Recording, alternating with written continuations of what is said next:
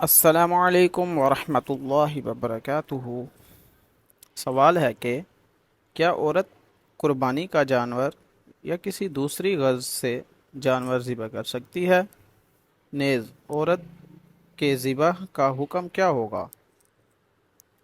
جواب: عورت اگر ذبح کرنا جانتی ہو تو اس کے لیے قربانی کا جانور یا کسی اور غرض سے کوئی جانور ذبح کرنا جائز ہے۔ ذبح کے حلال ہونے کے لیے یہ ضروری نہیں کہ ذبح کرنے والا مرد ہی ہو، بلکہ عورت کے ذبح بھی حلال ہے۔ چنانچہ حضرت کعب بن مالک رضی اللہ عنہ سے روایت ہے کہ ایک خاتون نے پتھر کی نوک سے بکری ذبح کی۔